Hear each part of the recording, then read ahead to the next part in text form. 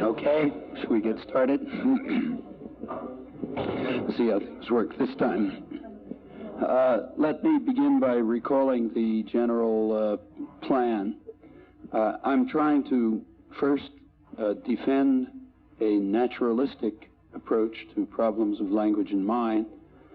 Second, I want to try to show that the most influential currents of contemporary thought that deal with these issues, primarily philosophy of language and philosophy of mind, but also spilling over to cognitive science, that these approaches are both non-naturalist and radically dualist.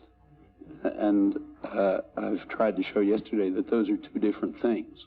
You could have naturalist dualism like the Cartesians, but these are dualist and non-naturalist, kind of methodologically dualist. And the third point that I want to make is that all of this is a very serious regression, step backwards, since the 17th century, and it should be completely abandoned without a trace left, to put it as strongly as possible.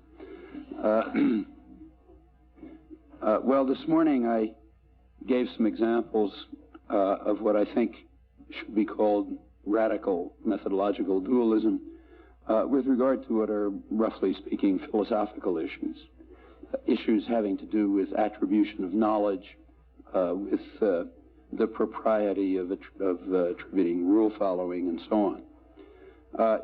The general conclusion, I think the most charitable conclusion that can be drawn, is that in the major thinking about these issues, we have a series of arbitrary stipulations about certain invented disciplines, one of them called linguistics, the other called philosophy. Linguistics is committed, is instructed by these doctrines that if it wants to study Peter's mind, it must consider only Peter's behavior and maybe people in Peter's community. But it's not allowed to study Wang's behavior, and it's not allowed to study, say, cells. Those steps are ruled out, although any scientist would take them at once along lines that were discussed this morning.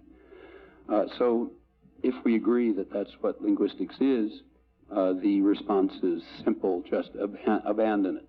It's a ridiculous pursuit, and therefore abandon it, and turn to this other study in which you're allowed to bring in evidence of whatever sort is relevant to understanding Peter's mind, maybe Wang's mind, maybe things about cells or aphasia or whatever. So the answer to the first stipulation is simple: let's abandon this ridiculous vocation and turn to a serious topic, which happens to be the topic everybody's pursuing anyway, so it's not a big change. And that takes care of the first point. It's just pointless terminology.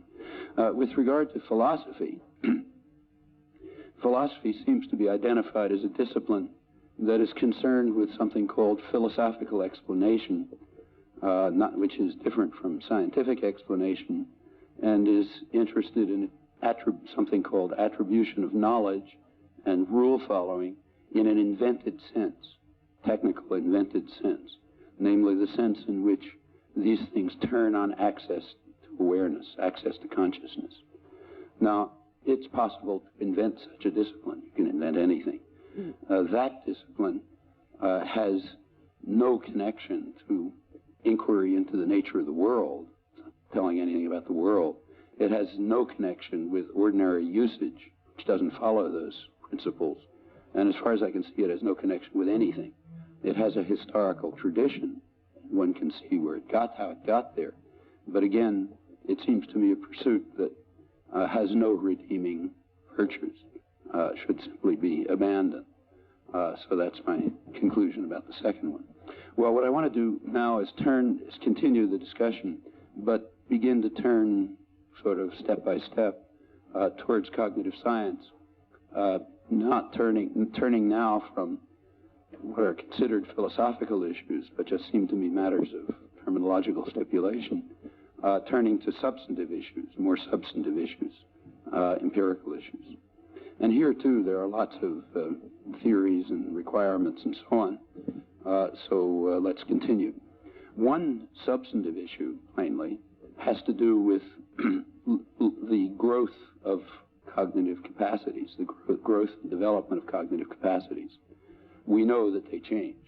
They're not the same at age 0 as they are at age 12. So some change takes place, some kind of growth, or what's called, in my opinion, rather misleadingly, learning.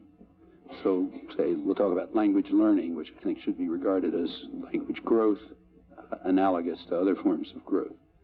Well, here we at once run into a kind of dualism of a curious kind, so let's look at it. There's a doctrine that is called innatism, okay, and there's a big debate about innatism. Now, as in a couple of cases I mentioned yesterday, this debate is one-sided. Lots of people write articles denouncing innatism, but nobody defends it. Nobody writes an article saying, I believe in it. Now, I'm supposed to be the main criminal, the one who is the person who's mainly guilty of the crime of innatism, but I've never really responded to any of the criticisms or defended the doctrine, because I have the slightest idea what the doctrine is supposed to be. Since I don't know what the doctrine is, I can't defend it. I mean, if the doctrine is that humans are different than rocks, then I agree. Humans are different than rocks. Rocks don't learn how to talk. If it's that humans are different than chickens, well, apparently. I mean, chickens don't seem to learn how to talk, and humans don't seem to learn how to fly. Well, if that's innatism, I agree with it. But I don't understand what there is to be defended unless somebody really thinks that rocks do learn to talk. If they don't think that, there doesn't seem to be any doctrine to be discussed, and therefore I don't understand what the arguments are about. Well, interestingly, these arguments are invariably dualistic. That is, they only refer to cognitive growth. They don't refer to embryological development. So to go back to my example of the chicken yesterday, nobody suggests that the transition from an embryo to a chicken is determined by the character of the nutritional environment. It's like if you change the nutritional environment, you might end up with a dog, something like that. Nobody claims that. And the same is true of everything from sort of conception up to birth. Well, what about after birth? Organisms change after birth too. Well, nobody, I think, believes that children learn to get bigger, say, or to take something that happens pretty far after birth, take, say, undergoing puberty, which happens at a certain age, roughly.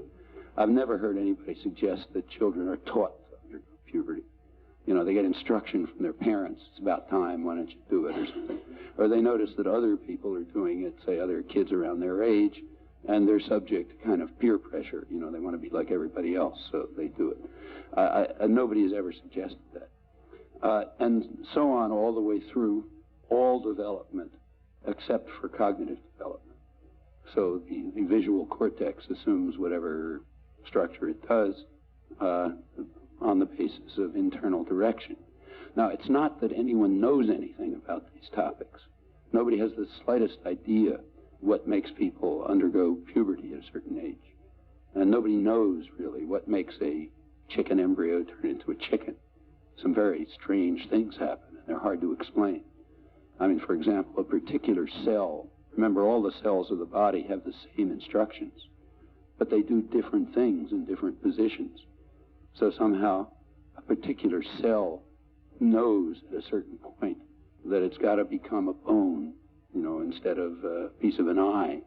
And to try to figure out how the cells know that is extremely hard. But it's not that anybody knows the answers. It's just that everyone assumes that it's all determined by some inner program. And the outer environment can have at most very marginal influences. I mean, maybe it can accelerate the development or retard it or something like that, but it can't really change it in any significant fashion. That's just all taken for granted, the absence of any knowledge. And that makes perfect sense, because it's obvious from the qualitative character of the problem. You see in all of these cases that the organism reaches a very complex, highly articulated state of development, and it does it on the basis of extremely limited instructions from the outside, and they all do it about the same way. So if you're even semi-reasonable, you assume it's inner-directed. Well, somehow in the case of cognitive growth, you're not allowed to be reasonable. The same thing is true there. In fact, in the case of cognitive growth, we even know more about it.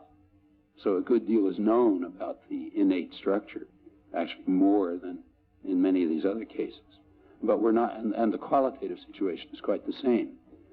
You can show quite easily, I mean trivially, that people are capable of interpreting and understanding and freely using, without any consciousness of strangeness, all kinds of complex constructions that they've never heard, and they've never heard anything like them, and so on and so forth. I mean, that's trivial to demonstrate. A fair amount is known about the initial structure that makes it possible, about the uniformities and so on.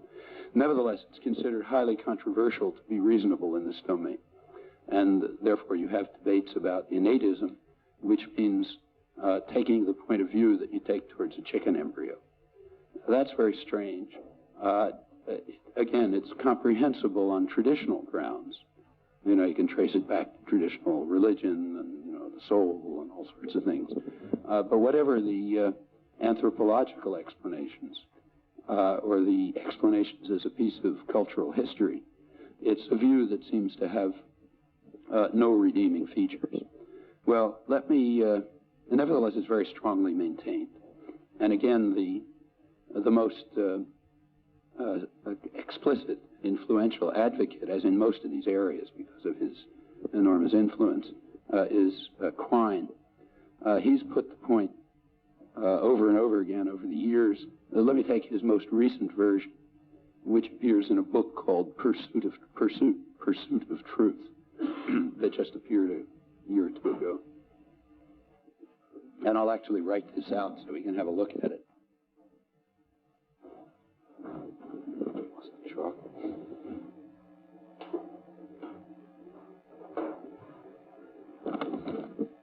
Let me write it and then I'll...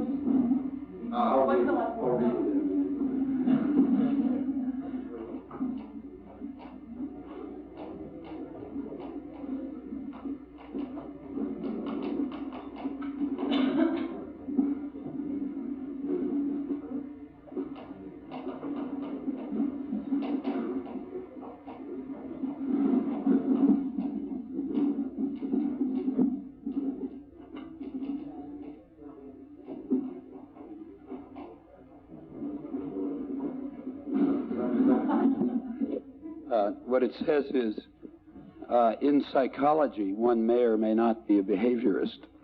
In linguistics, one has no choice. In acquiring language, we depend strictly on observable behavior in observable situations. There is nothing in linguistic meaning. And remember, meaning just means language generally. That just happens to be the aspect of language that the philosophers are interested in. So we could say there is nothing in language beyond what is to be gleaned from overt behavior in observable situations. Accordingly, the behaviorist approach is mandatory. That's the argument. Okay. Now let's try, and that's an argument that's been repeated over and over the years. This is the most recent formulation of it, and it's been very influential. So let's try it below the neck. Okay, let's go back to the chicken. And I'm going to give a paraphrase, an exact paraphrase, in which I'll just change a couple of words.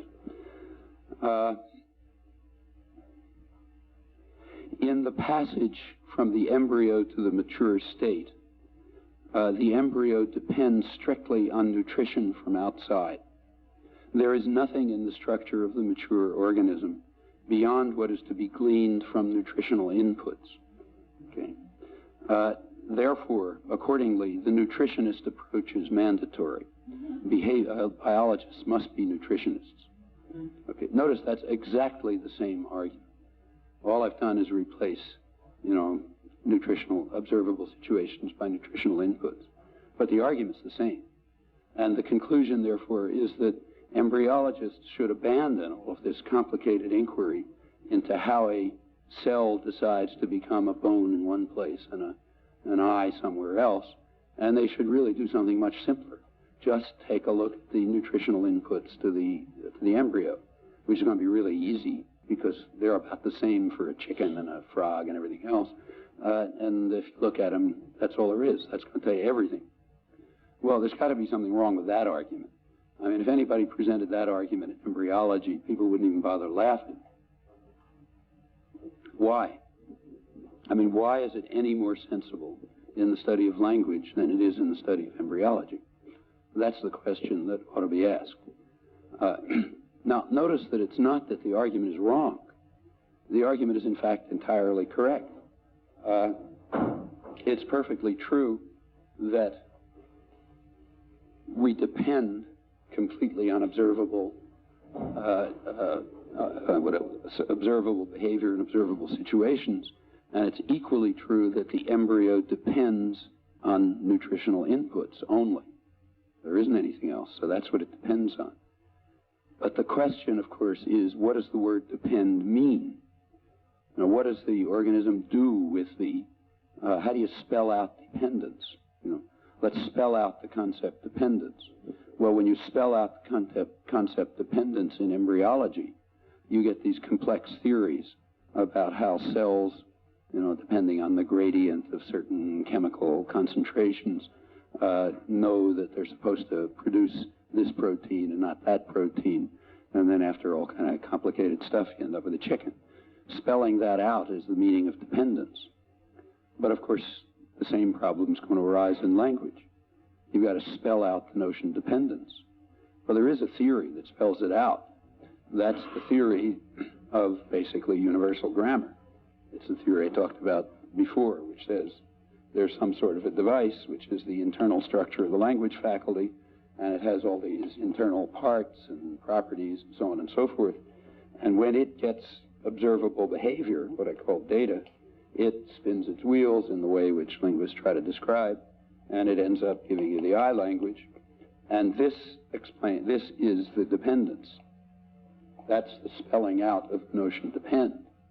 Now, in embryology, you're allowed to do it. In linguistics, you're not. And linguistics means... Now, it's interesting that in this case, he distinguishes psychology from linguistics. In earlier writings, psychologists had to be behaviorists too. And that's connected with the move that I mentioned this morning, which distinguishes psychological evidence from linguistic evidence. And psychological evidence has this miraculous character that it enables you to do what scientists do, but linguistic evidence somehow doesn't. I think that this is just pushing the dualism deeper. You know, when you're looking at things like vision, say, you're not getting really close to the soul yet. So therefore, you can allow science to enter. But when you get to language, you know, you're right at the core of things. Here we have to make sure the barriers are very high, and nothing rational is going to be allowed. I don't want to suggest that Quine is, you know, is religious or anything. In fact, he's a total atheist. He thinks the whole business is nonsense, and he thinks the only thing that exists in the world is elementary particles. Nevertheless, when he deals with the questions, it sort of spells itself out as something very similar to the traditional church. And now that's an interesting phenomenon, because what it means, it's an interesting phenomenon about our intellectual culture. The most naturalistic, hard-headed, scientific people, as they begin to think about things that are close to what traditionally was the seat of the soul, you know, they veer away from rationality. I mean, it's like a particle being repelled by a particle of the same charge. You can sort of start getting close to it. As you get closer and closer, you move away. And that's a very common feature of the intellectual culture. And it's quite remarkable to see how it shows up even among the most hard-headed, most scientific people. It's definitely worth thinking about for those who are interested in our intellectual culture. Now, the point is, without properties in the internal state, nothing is going to happen when you're given the nutritional inputs or the observable behavior. There has to be some structure to the organism. Otherwise, it's not going to do anything to the inputs. You give the nutritional inputs to a rock, it's not going to become a chicken. And you give the nutritional inputs to a rock, and it won't pick up an eye language. The reason is because something about the internal structure of the embryo and the internal structure of the human brain.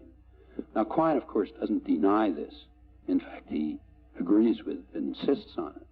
And he even tells us what the internal structure must be. So he definitely rejects the theory that I described, the one that's guilty of innatism. But he has his own theory about what's in here. Okay? He tells you what it is, what capacities the child is allowed to have. And the capacities are those that are spelled out in what is called his radical translation paradigm, a kind of thought experiment. And if you look at it, the child is allowed to identify objects. The child is granted all of phonology. It's kind of an interesting fact, because it's not clear why. But somehow the child is granted all of phonology, so it gets words and phonological representations. It's even granted morphology, so it gets sentences broken up into words. After it gets expressions, like words, which it gets somehow, there's something in here that allows that, the child is allowed to do the equivalent of asking a question, to see whether people assent or dissent when they're shown a certain stimulus and given a certain word. Okay? So you got a stimulus over here, and you hear a word, and you're allowed to ask your teacher, is this stimulus a so-and-so, or isn't it a stimulus a so-and-so?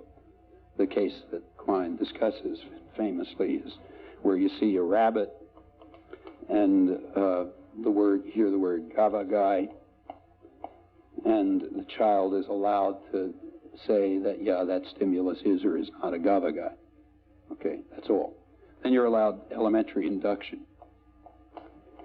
Elementary induction is sort of if things work some of the time, they probably work all the time, something like that. If you look more closely, the child is also allowed a quality space.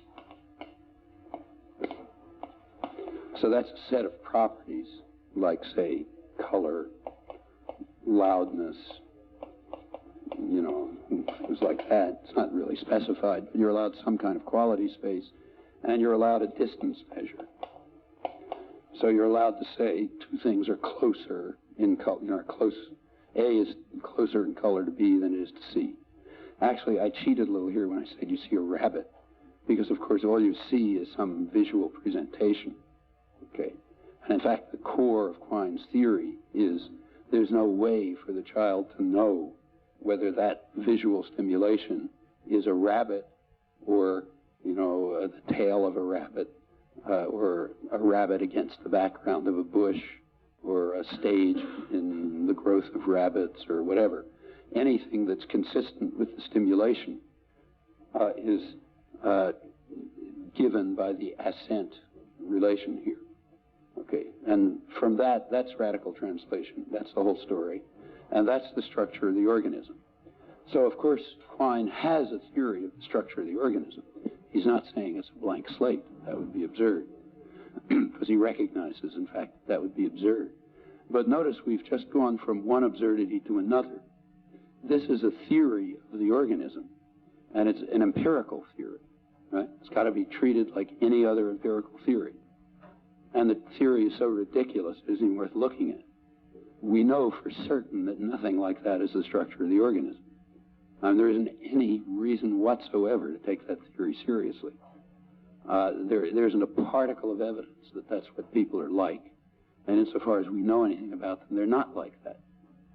So therefore, the theory is not worth looking at. The theory is presented purely a priori. No evidence is given for it. There's no indication of how you might proceed to find evidence for it. It's just stipulated. This is the theory. This is what organisms are allowed to have above the neck. Even if by some miracle it turned out to be true, it would be a totally irrational step.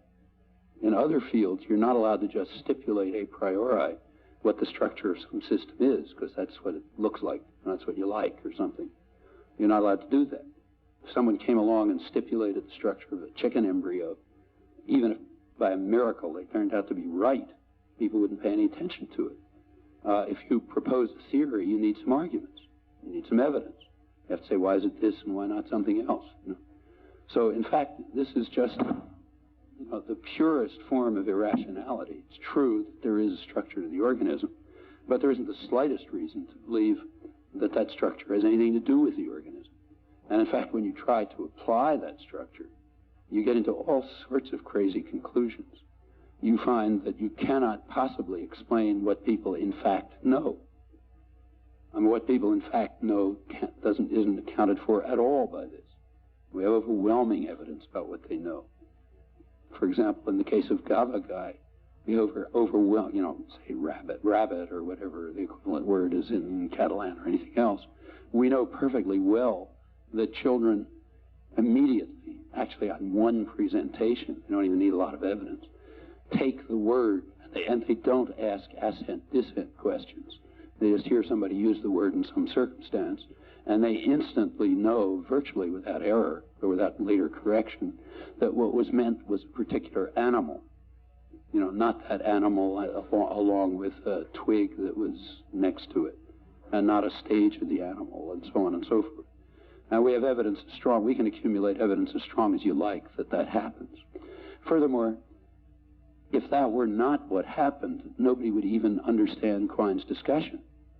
If half the people in the world had thought that rabbit means rabbit stage, and the other half thought that rabbit means rabbit, how would the first half even understand his example? The fact is everybody understands his example because we all made the same move. We all picked out rabbit as soon as we heard the relevant word applying.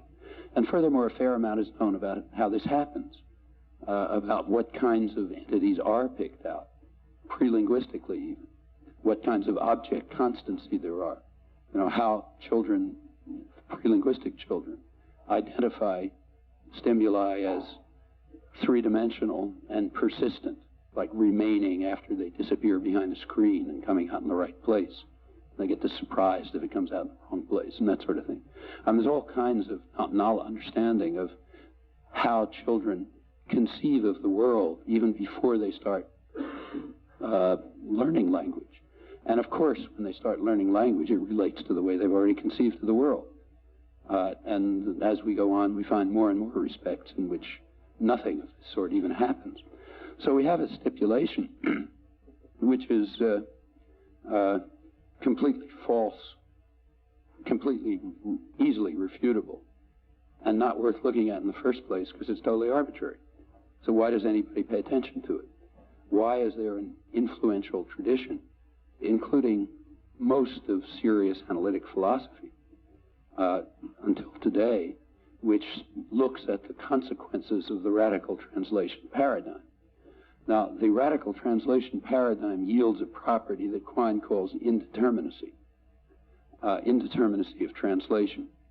The problem is that if you're only allowed this much structure, then it's true that the child can't tell whether the stimulus was meant to be a rabbit or a stage of a rabbit or whatever. So therefore, the answer is indeterminate, and Quine therefore concludes there's no truth to the matter. The question, does Gavagai mean an actual animal, or does it mean an actual animal with a twig behind it? That's not a question that has a truth value. There's no truth to the question of whether it's one or the other. It's indeterminate. No, and indeterminacy is to be distinguished from underdetermination, crucially. Like everybody, Quine recognizes that in the sciences, everything is underdetermined. So if you draw a conclusion in the sciences, say, relativity theory, it's of course underdetermined by the evidence. There was plenty of it. There were in fact infinitely many possible theories, alternative to that one, that were consistent with all the evidence around. That's the state of rational inquiry. State of rational inquiry is it's always underdetermined. That's what it means for something to be empirical inquiry. If it's not underdetermined, it's mathematics, not empirical inquiry. The only place where inquiry is not underdetermined is where you stipulate in advance what the answer is, and then it's mathematics. If it's an effort to find out about the world, everything you do is underdetermined. But this problem here is supposed to be something beyond underdetermination, something really lethal, indeterminacy, something which crucially affects language and meaning and reference, and so on. And all sorts of conclusions are then drawn about language and thinking and people and so on and so forth. And we're simply told that we're not allowed to consider an alternative theory of the initial state, namely one that works and has scientific evidence supporting it. We're not allowed to take that one. We have to take this one, which is a priori and instantly refuted. Well, that's extremely strange. And how strange it is, you see, if you look more closely even into the radical translation paradigm. I mentioned that the child, incidentally, the way this is usually described is in terms of a linguist, not a child. And remember, the principle is that the linguist has to follow the path of the child. The child depends only on observable inputs, therefore the linguist has to depend only on observable inputs. Well, that's kind of strange to start with. I mean, the embryologist doesn't have to follow the path of the chicken. Okay, like if an embryologist is studying a chicken, it doesn't just take in nutritional inputs and sort of drink the milk or something like that. The embryologist is allowed to do all sorts of other things, but the linguist isn't. The linguist has to follow the path of the child. A hopelessly irrational idea if you think about it, but one which is incidentally never questioned in the field. Take a look at the literature. This has been around for 40 years. There's nobody who's questioned it internally. It's questioned sort of from the periphery all the time, but nobody pays any attention to that. Professional disciplines are very well insulated. That's one of the differences between the sciences and the humanities. Striking difference. In the sciences, you just can't be irrational, because if you are, you're refuted at once and nobody cares about you anymore. But in the humanities, you can be as irrational as you like, because the disciplines are insulated and they don't really have strong empirical evidence bearing on. You can go on for craziness forever, and it happens all the time. It's sort of typical as another fact about intellectual history, if you like. I mean, it's not that scientists have better genes or anything. It's just that nature is, tough, doesn't let you get away with nonsense. If you try faking an experiment or, making up an a priori theory, people will refute it, and then you're finished. Furthermore, in the sciences, you can't keep doing the same thing over and over for the rest of your life. Your students will start asking questions, and they'll say, why don't you do this? And pretty soon they'll be off learning new things, and you'll be out of the business. In the humanities, that's not true. These are really big differences. In any other kinds of dualism, which are, if you like, part of cultural history, actually it's very striking personally to me where I live. I live right, well, a lot of you have been around, you know what it's like. There are two major universities, maybe the two world's major universities within a mile. One of them is Harvard, which is humanities-based. I mean, it has sciences, but the spirit of the place is determined by the humanities. The oligarchy that runs it comes from the humanities and so on. The other is MIT, which is a science university. It has some humanities, but they're kind of, around the periphery. And the difference of intellectual character between the two places is just astonishing.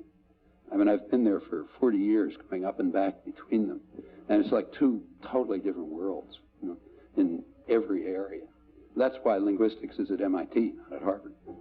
And it's, in fact, if you look around the world, it's mostly developed in places where there are no strong humanistic traditions. It hasn't developed in the major universities that have humanities programs. That's true in the United States, it's true in Europe, it's true in Japan, and it reflects something very straight, very obvious. In the humanities, disciplines are insulated, they don't want to change, they don't want to hear, they don't want students to come along with challenging questions. They want to keep repeating the same thing forever. There's a lot of personal power involved you can get away with. You're never going to be refuted. You can tell lies about the French Revolution forever, and you'll never be refuted. And the effect is that when new things come along, they're welcomed in the sciences. People want them. You want things to be shaken up, because you want to learn something new. But in the humanities, it's frightening, and therefore they're sort of pushed aside. I don't want to say this is 100%, but the tendencies are very striking. Let's take a look at the radical translation experiment.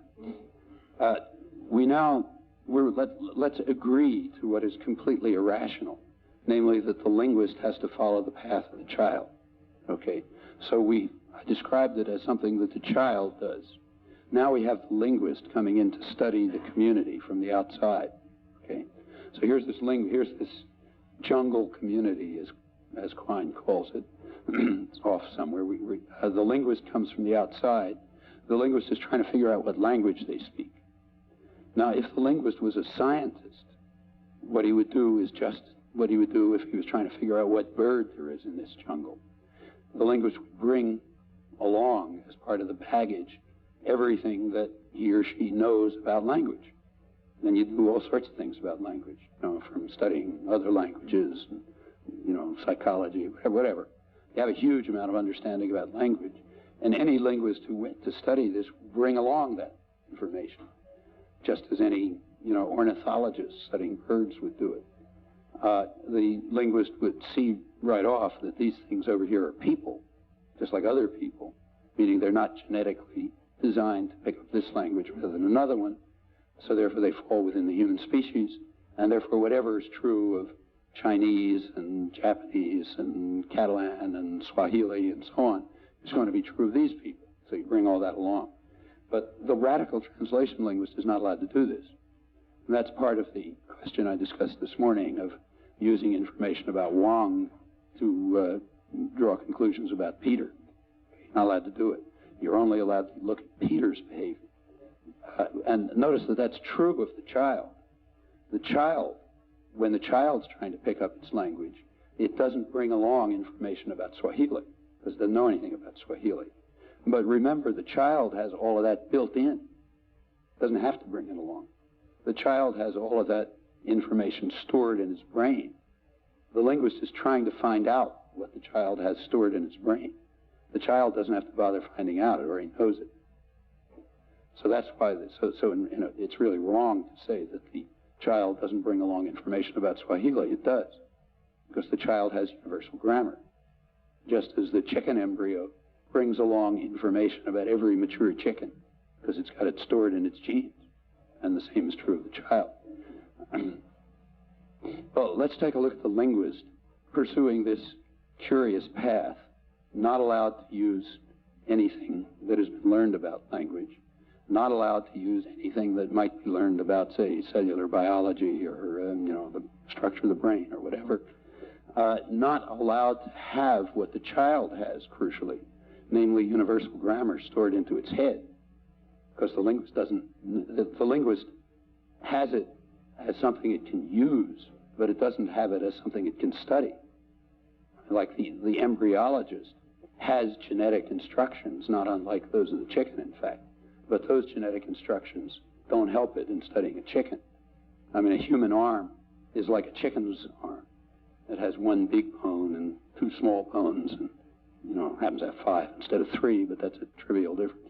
Then basically 3 digits. That's just like a chicken's arm.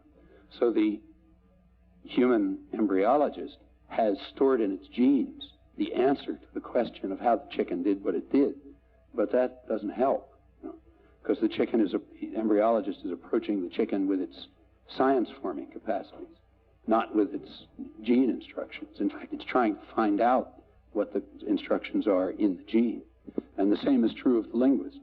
The linguist has universal grammar in the genes, but that doesn't help study universal grammar, for the same reason. Well, all right, now we have this linguist curiously handicapped, not allowed to know what has been learned about language, not allowed to use information about the initial state that's been discovered or that's stored or whatever, restricted to observable behavior in observable situations, but of course lacking what the child had, namely the internal structure that made it possible to get something out of that. Well, what is the linguist supposed to do? The linguist now sees this stimulus. It's supposed to hear the word gavagai, and then the linguist is allowed to ask the informants, is that thing a gavagai or isn't it? And it gets a yes or no answer. And then the linguist is allowed to do simple induction, and you end up with indeterminacy. Okay, that's the same course. But now notice what's been presupposed. The linguist was allowed to hear the word gavagai. What does that mean? I mean, all the linguist heard was some signal, some noise. The linguist heard a noise, saw a visual stimulus. How does the linguist get from the noise to gavagai? Well, as any phonologist, any linguist knows, that's a tough job. Getting from a noise to gavagai involves a lot of theoretical assumptions. For example, you have to ask, this is some kind of phonological representation, quite abstract representation. I mean, for example, you have to know, is that the same noise as something you might transcribe, I don't know, say, kepeki, say. Suppose that comes along next. Is it the same noise or a different noise? Well, you don't know. I mean, depends on your phonological theory. Could be a repetition of the same word. For example, this could be a language which neutralizes voicing and neutralizes front and back vowels and has what amounts to the English vowel shift as an option. Okay, those are all sort of intelligible phonological processes.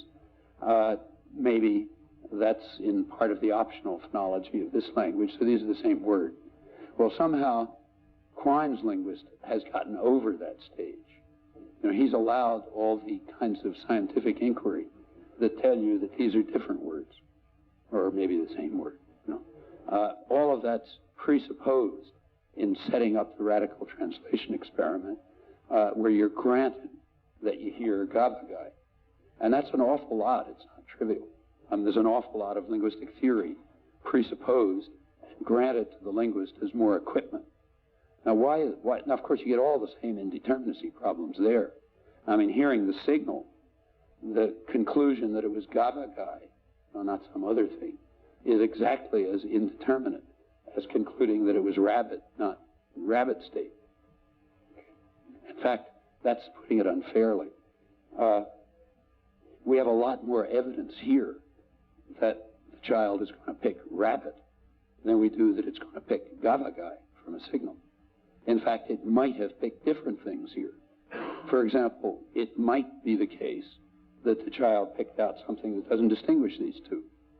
You know, I picked a pretty wild example, but you can take less wild examples where existing phonological theory would just say, hearing a signal, you could have picked this range, you could have picked this range.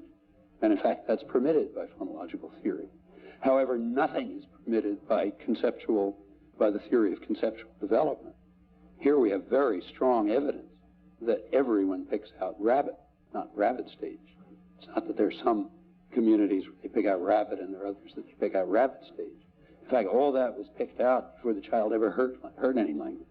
In fact, it may be built in to start with before any experience, for all we know. So looking at the question naturalistically, we've granted exactly the wrong talents to the linguist. We have not granted the linguist the ability to solve this indeterminacy, although it is solved in the world.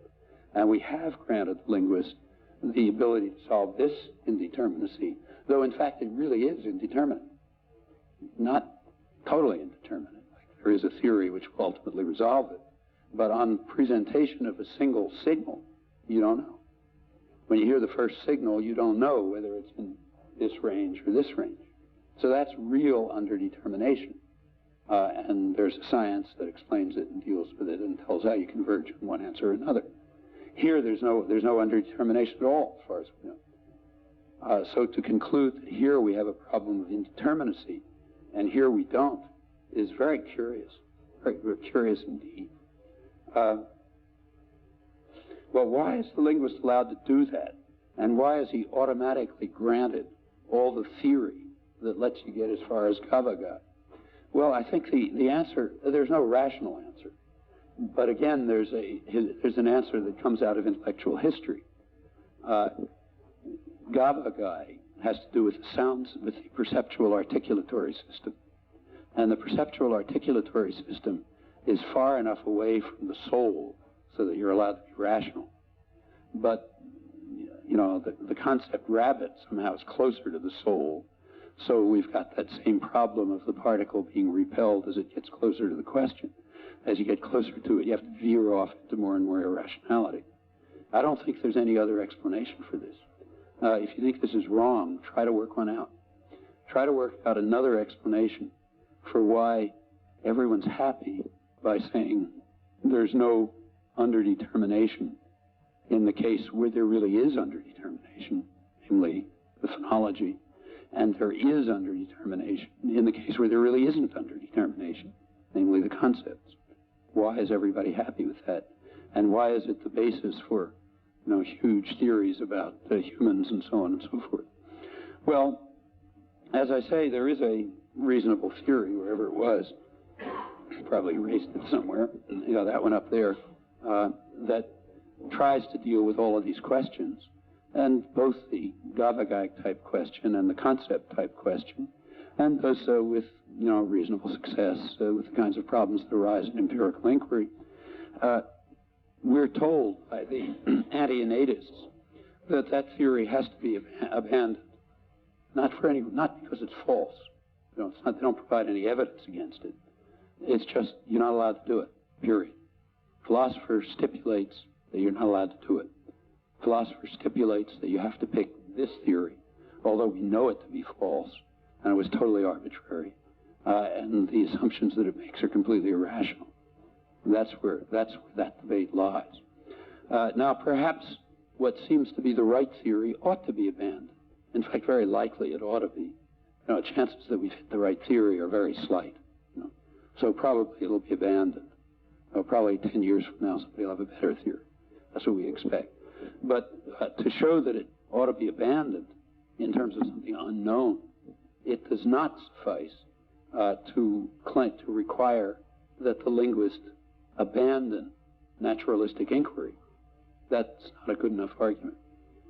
It's not enough to say you have to abandon the methods of the sciences and you have to accept arbitrary stipulations that I make up.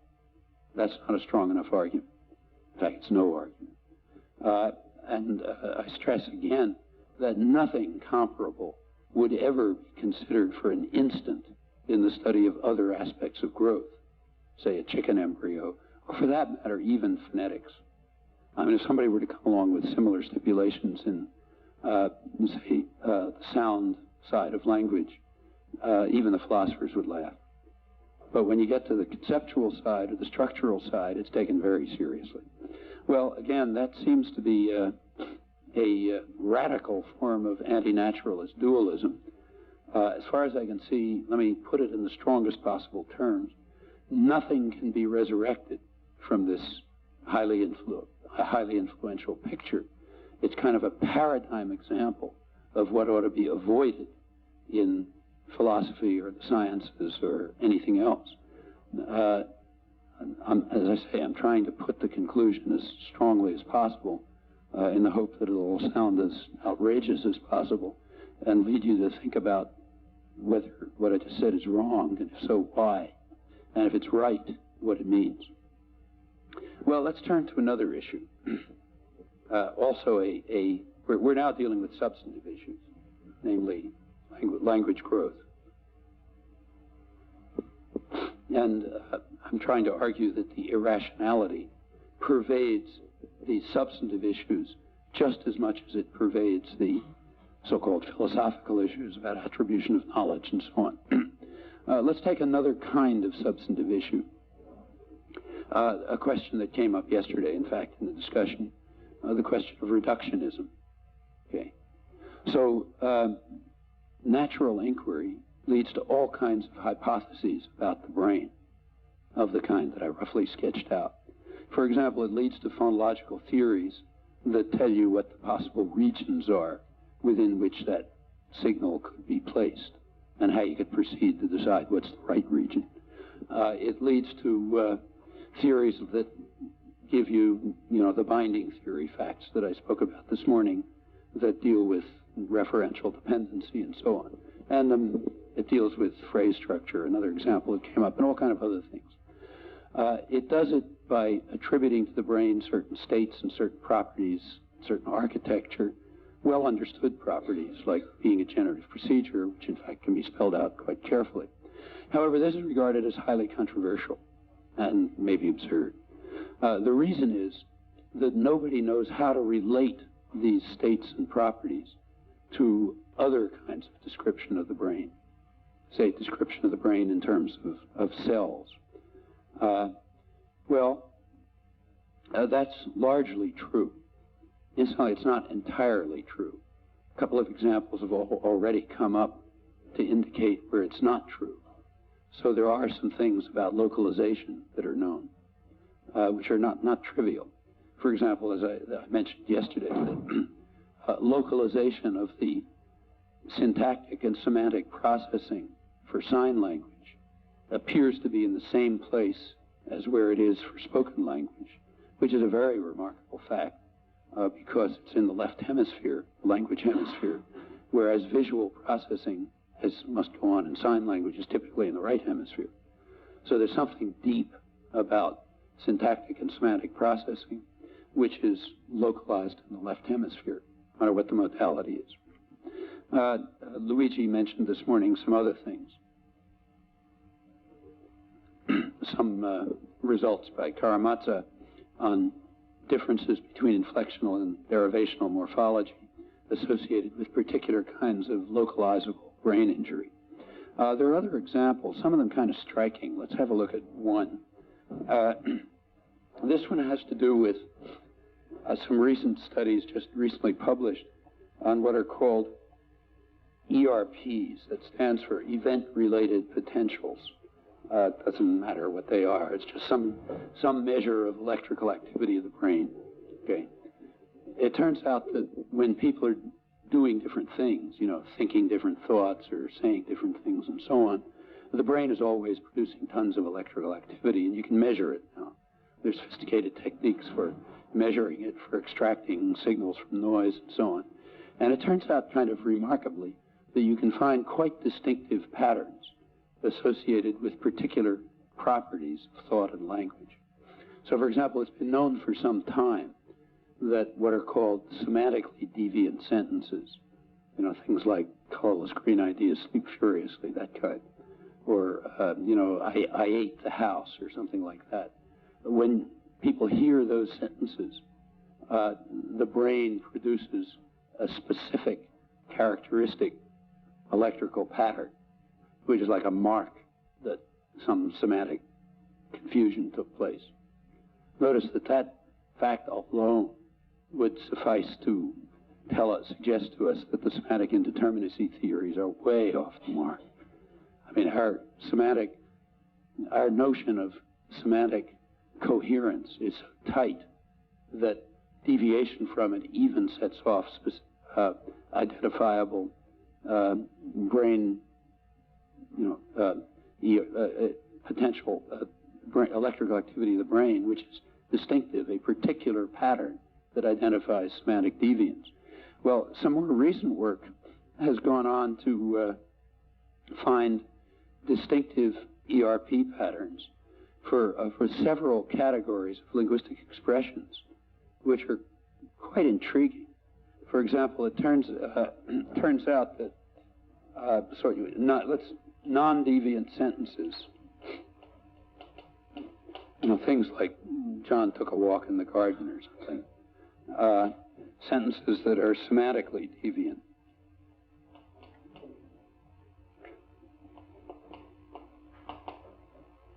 So, John took I don't know what, a flower, I don't know, some crazy word instead of walk in the garden. Phrase structure deviances, where you break phrase structure rules. Extraction violations of two types. One, extraction from specific noun phrases. It's well known that if you have a sentence like, who did you see? A picture of. This is English now, but there are comparable things in other languages. Who did you see a picture of is an okay sentence. But if you try, who did you see that picture of? It's not any good anymore. Something goes wrong. Okay. And the reason has to do with the fact that that picture of him is specific in reference, picks out something particular. A picture of him is non-specific. And it's a very subtle point, because in fact, if you take indefinite noun phrases and you give them a specific interpretation, you get the same violation. So that's one kind of deviance. There's another kind of deviance that's, its technical term is subjacency. And it basically means moving something farther than it ought to move. So sentences like, who did you wonder whether John met are worse than, they sound worse to people than, who did you think that John met? The well-known difference.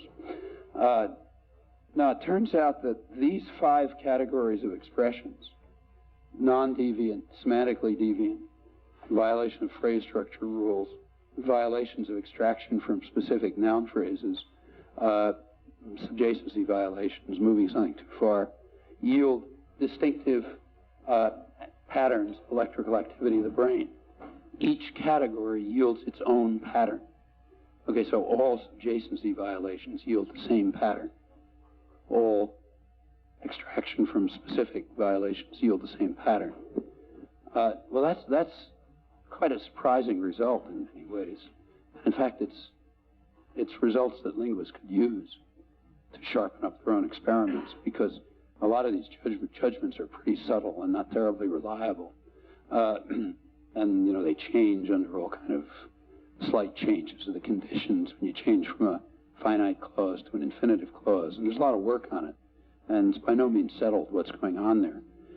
But you do get distinctive brain patterns, distinctive ERP patterns. Well, remember, our question was a question of reductionism. That's really the wrong way to put it. It's a question of unification. We have a characterization of the brain in terms of computational representational systems, which leads to certain results and explanations and understanding. We have another account of the brain in terms of electrical activity, and here we're beginning to find correlations. We're beginning to find relations between the two. Well, that's always exciting, you know. But think through what these relations mean. It's very much like the case of click displacement that I discussed this morning.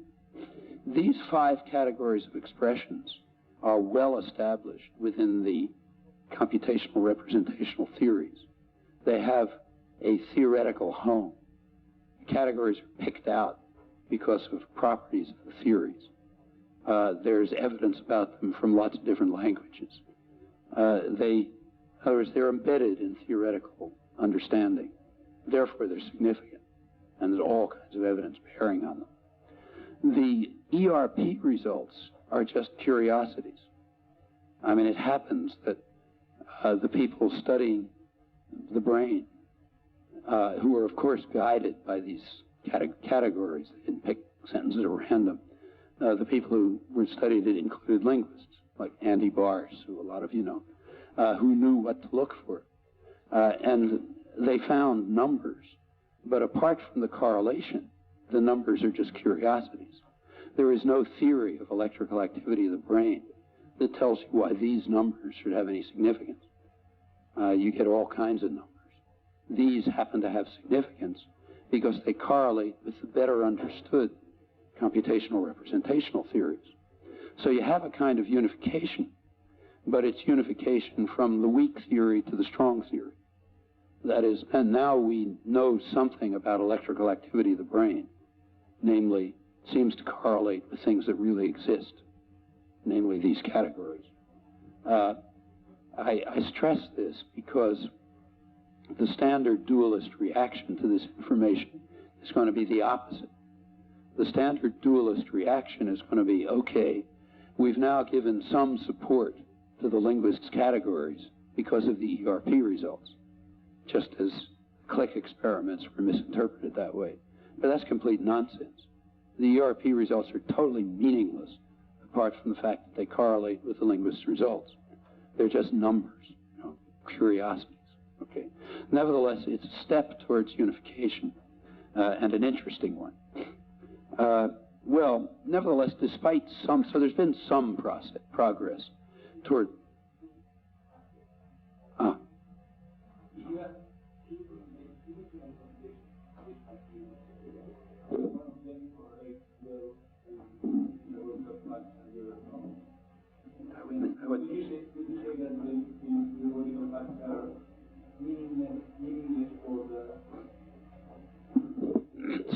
Suppose you had 2 theories. One of them correlated with the ERPs, the other didn't. Would that be evidence for choosing between the 2 computational theories? That's a matter of scientific judgment that you can't give a simple yes or no answer to. But at this stage of the game, my scientific judgment is that at this stage, no, because the ERP results are too isolated. You know, they're just funny numbers.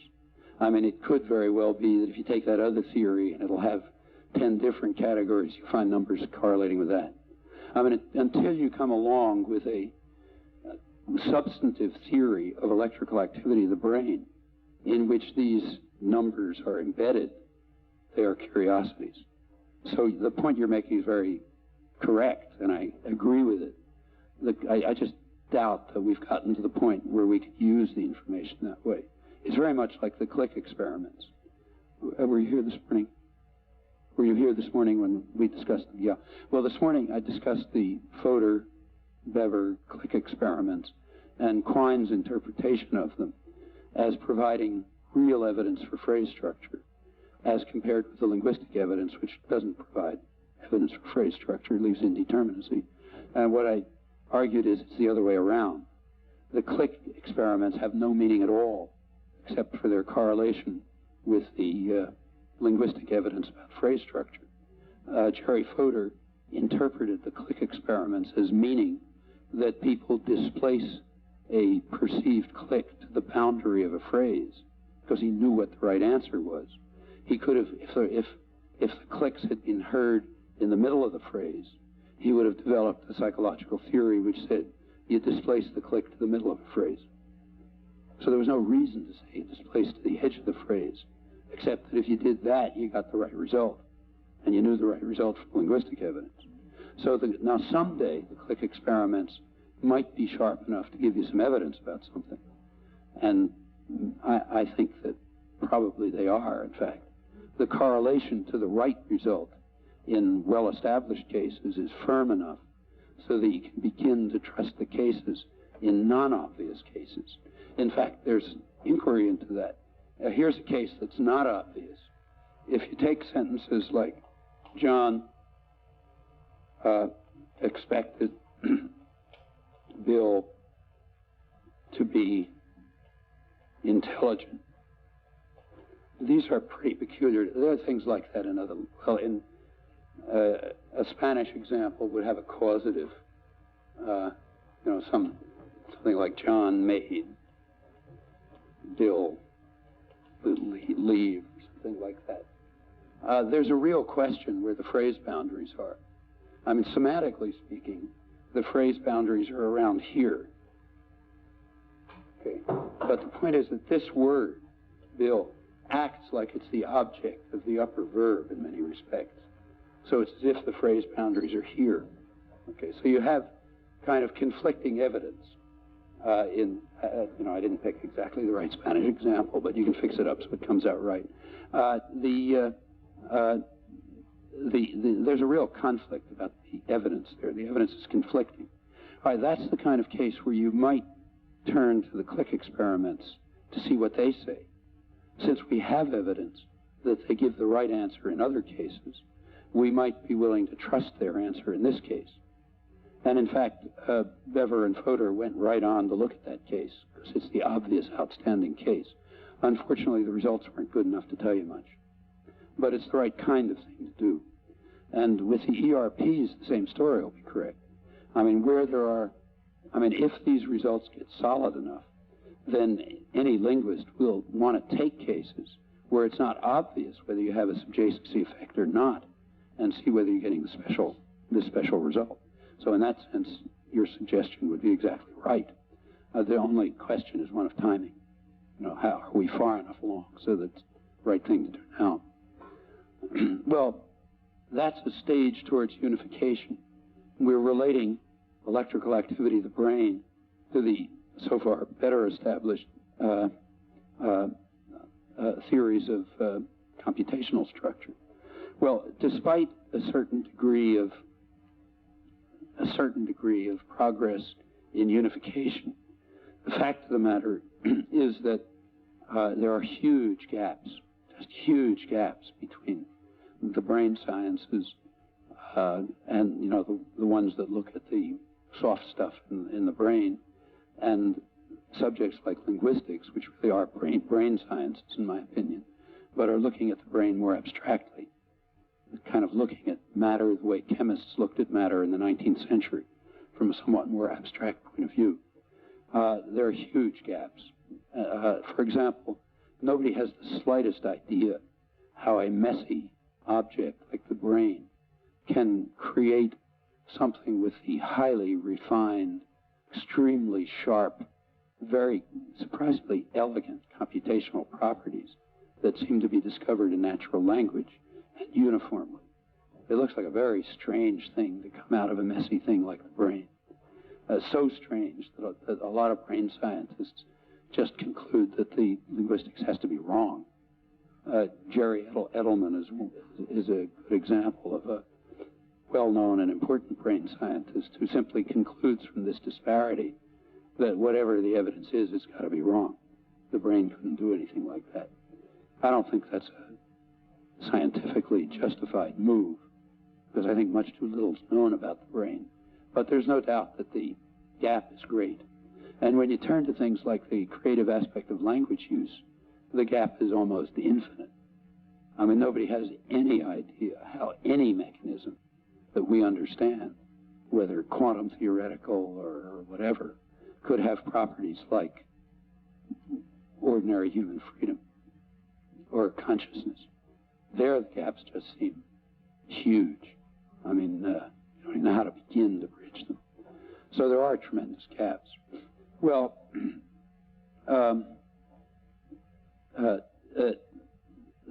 the existence of those gaps could lead to the conclusion that something's gone wrong, something's amiss, and if so, we ask where.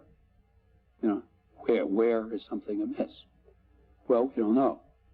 In naturalistic inquiry, what you do is you assume that the better established fields are probably, you kind of hold on to the better established ones, and you start looking for changes in the less well established ones. That could be the wrong move. You know, you're just making guesses after all, but it's the rational move. Well, in this case, the better established fields by scientific criteria are the computational representational ones. The neurological ones are very poorly established. And you can find a lot of things about neurons, but you have no idea that they have anything to do with this stuff. I mean, just, yes, maybe they do because they're there. In the case of electrical activity, there isn't much of a well-established theory. So to the extent that something is amiss, that, you know, there's a gap that has to be overcome, naturalist inquiry would say, well, let's tentatively hold on to the quite well-established computational representational theories, and let's see if there's something radically wrong about the way we're looking at the brain when we look at it through the microscope. That would be the rational move. Maybe wrong, but of course rational moves aren't necessarily right, obviously. Well, let's have a look at some analogies. Some of them I mentioned yesterday, just to kind of make this look less strange than it may sound. Analogies are never perfect, but they can be helpful. I gave a couple of them yesterday. One is the classic moment of the beginning of modern science. You had Kepler's law, well established. You had the mechanical philosophy, which was regarded as self-evident. There was a gap between them, as Newton showed. What was abandoned was the mechanical philosophy. It may have been self-evident, but it was just wrong. That's the step that science took. Take chemistry and physics 100 years ago. You had quite good and well-established abstract theories of matter in terms of things like valence, periodic table, differences between states of matter, and so on. You had physics, which was taken to be kind of self-evident, namely particles and fields. There was a huge gap between them. It turned out that the physics was wrong. It had to be radically revised in order to be able to incorporate things like the difference between solids and liquids, or colors, or the chemical bond, or why valence works the way it does, and so on. Take, on the other hand, say still 100 years ago, genetics and biochemistry. Again, genetics was abstract like chemistry, and there was a huge gap. In that case, it turned out the other way around. It turned out around 1950, and I'll work through the 40s, and even by 1950, that you could account for a large part of known biology in terms of known biochemistry. So there you had what's called reduction. The other two cases you didn't. You had inflation or expansion or some other thing. Well, if these examples sound too exotic, let's take one that's very much down to earth, a current one that's interesting, very much down to earth, very mundane. This is an example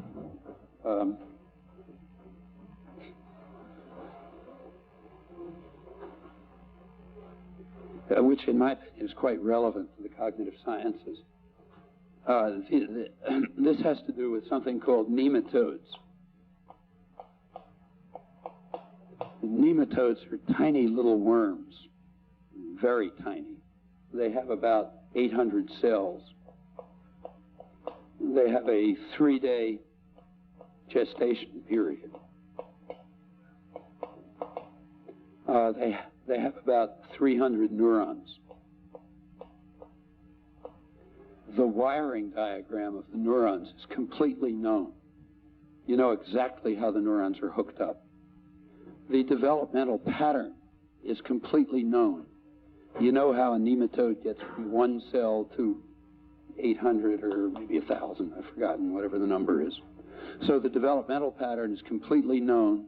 The wiring diagram for the neurons is completely known. Nobody has the foggiest idea why a nematode does anything that it does. You know, like why does it turn left, or, you know, how does it do this, and so on. So you know everything, you know, but you understand nothing about a nematode. Nematodes are critical for this field of biology because they're the simplest organism. Sorry, that's the other way around. They're the most complex organism for which everything is understood, but nothing is understood. You know, that is, all the wiring is understood, the developmental pattern is understood, but you know nothing about what's going on. So it's an interesting problem. Okay, here's some. I'll read you some excerpts from a current research paper on nematodes. Don't bother trying to understand it. I don't understand it either. I just want to give you the flavor. Okay, here's the flavor. It says that nematodes, the guy's trying to deal with this problem, the gap. He says, well, the way to deal with it is to consider nematodes to be abstract computational devices belonging, I'm quoting, belonging to a special class of asynchronous interacting automata, implementing certain algorithms, which he then spills out, with computational and control structures viewed abstractly, organized in terms of abstract constraints and underlying organizing principles, some of them general, meaning universal biology, most of them unknown. He takes a highly modular approach with separate models for development structure varying various functions. They differ in what he calls levels of resolution, from phenomenological models to molecular models. The investigator dismisses connectionist models as inadequate for this 300-cell organism, 300-cell neural system, because they abstract much too far from physical reality, and suggests instead that neurons be treated as cells, quoting, that interact by way of a wide variety of chemical information substances, including neurotransmitters, neuromodulators, neuropeptides, and so on, acting over multiple characteristic distance and time scales, in part not through synaptic junctions at all.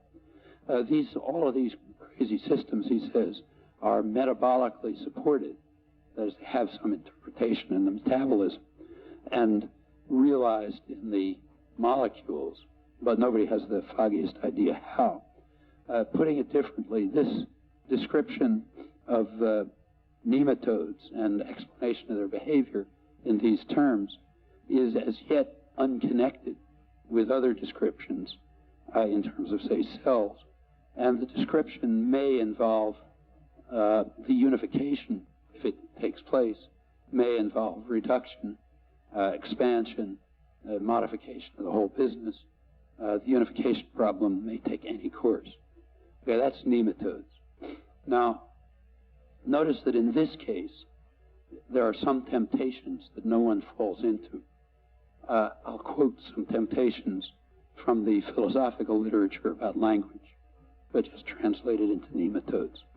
So in this case, nobody constructs Platonistic biology, to say that we have to have Platonic models of nematodes to which nematode stands in some relation. No one demands that the inquiry has to take account of communities of nematodes, say the social life of nematodes. No one claims that there's no truth to the matter, because there will be infinitely many theories consistent with the results of some arbitrarily selected experiment or some stipulation about physical reality. Nobody is tempted to construct a common nematode system to whose principle each worm only partially conforms, or to dismiss all of this in terms of dispositions of nematodes to do this or that under particular circumstances.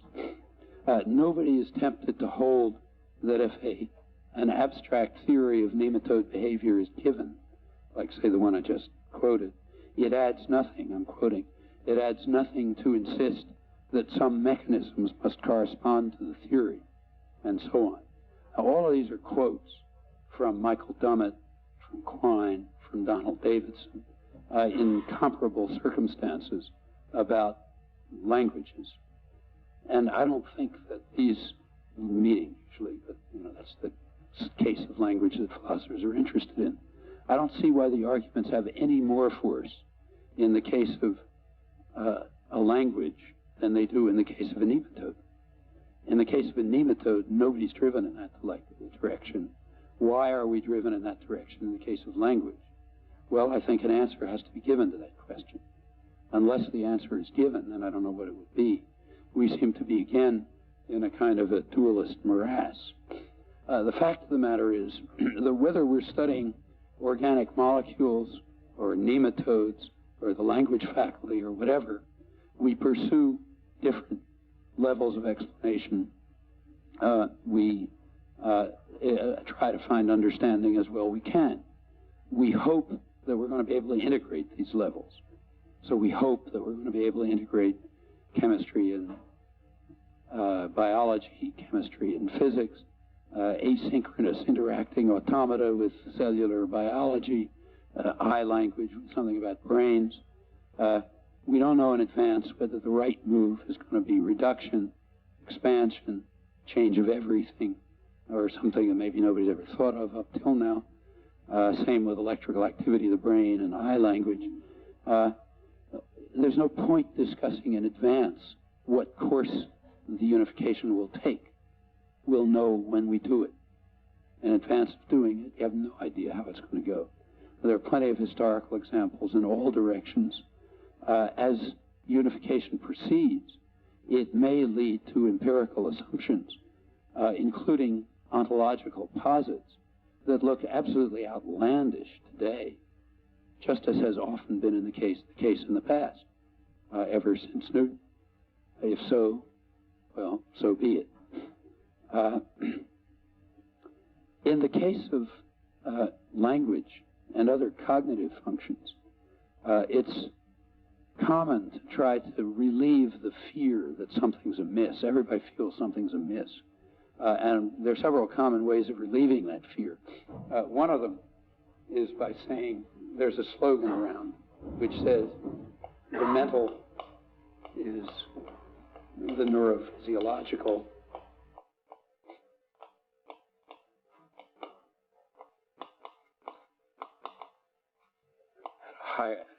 at a higher level. That's offered as a kind of a definition of the mental. Okay, so don't worry about the mental. It's just the neurophysiological described abstractly. That's standard slogan. Happens to be a quote from John Searle, but everybody. Another approach is that we should eliminate the mental. Just forget it. There's one well-known version of this called eliminative materialism. Let me erase.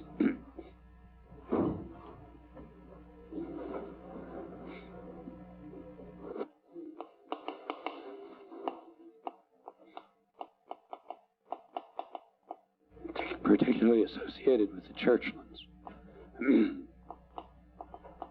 two philosophers whose suggestion is that people should stop talking about cognitive function altogether, or language. They should just study neurophysiology. So Patricia Churchland, one of the two, wrote an interesting book, actually, on neurophysiology, which, describes it for the layperson. And the point is to tell philosophers, this is what you ought to be studying. Forget all the mental, thinking, language, all that kind of stuff. Eliminative materialism is the doctrine that says we should only look at the material world, not anything else like the mental. A third move, which is quite standard, is to say you should look at connectionist models. Connectionist models have a different organization. They don't directly do algorithmic processing. They do things in parallel, the systems sort of take form and assume certain forms as a result of continuing interaction with the environment, and they can often do some pretty complicated things.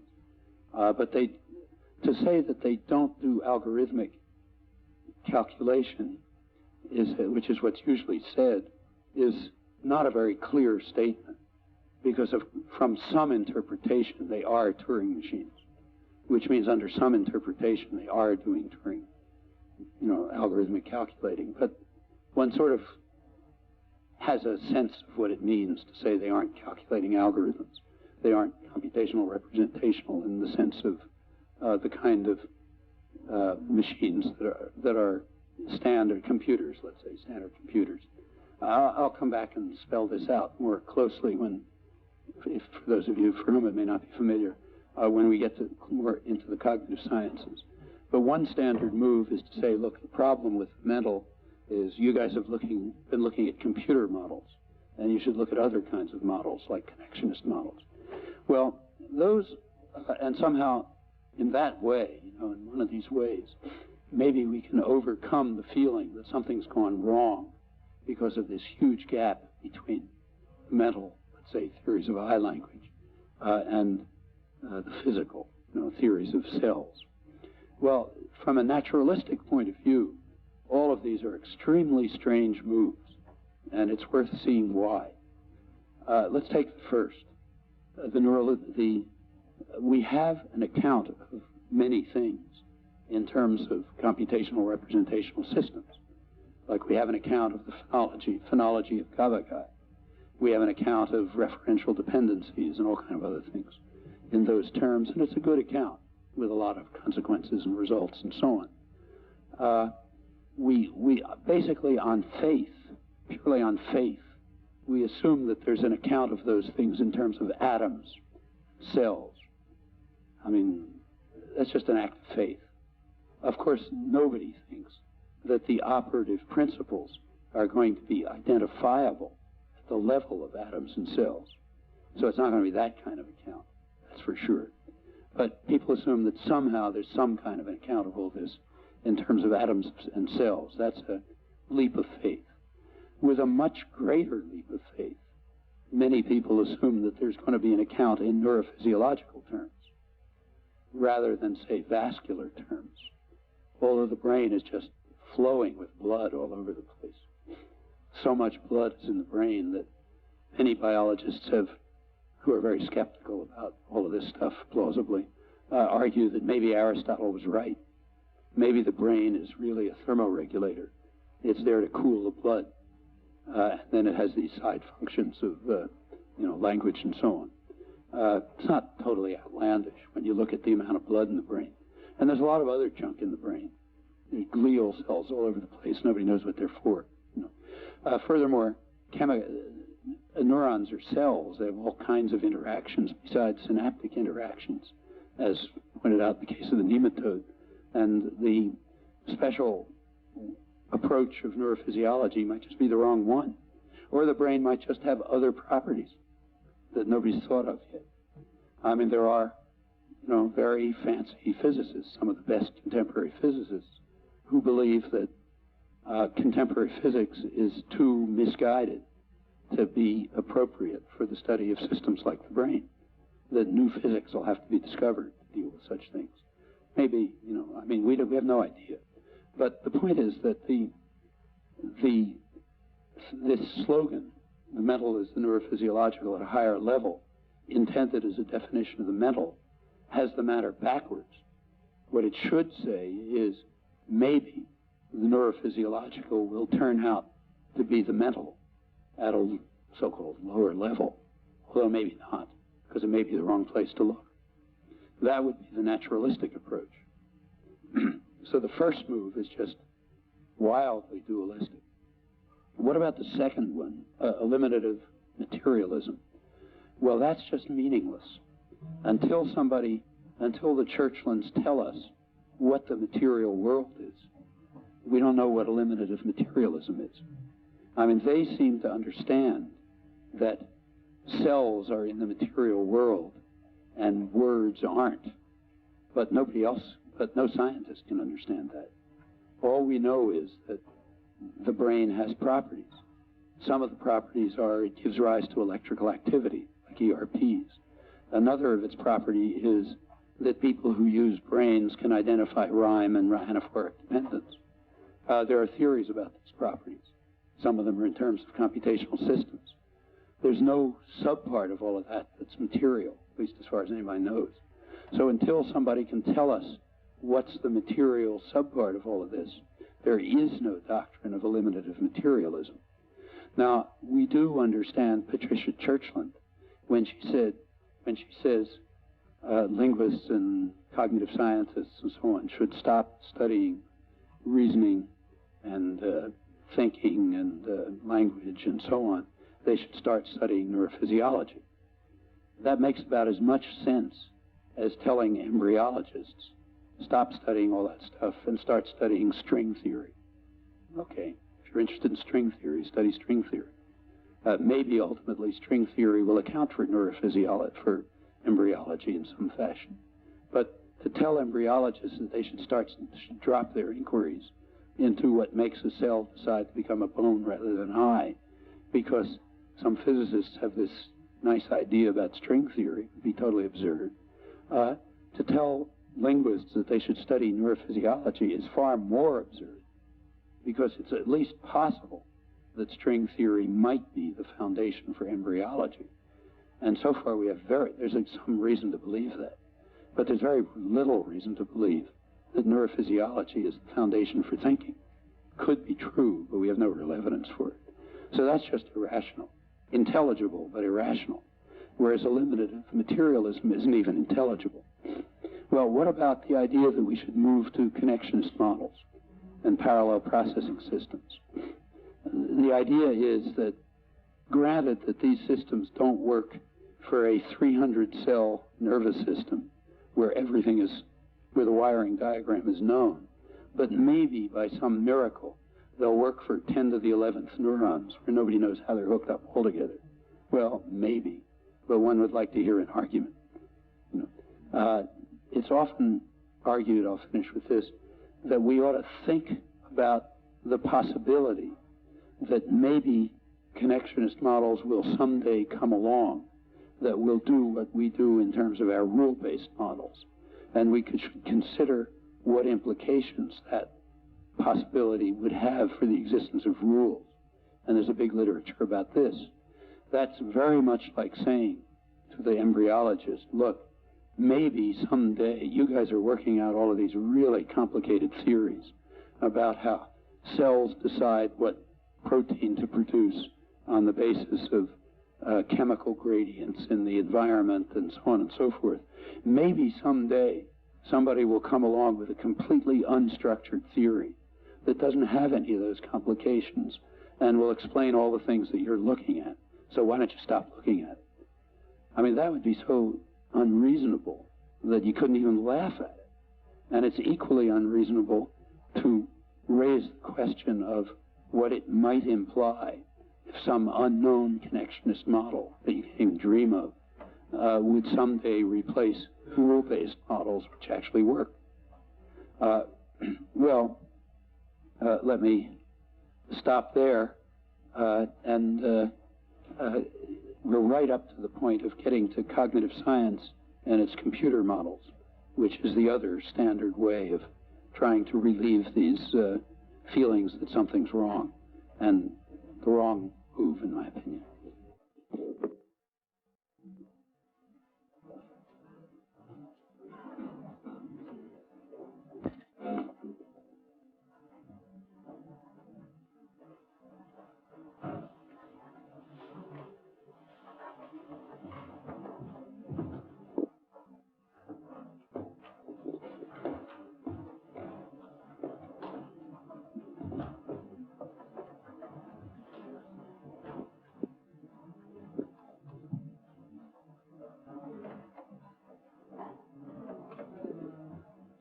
I was wondering,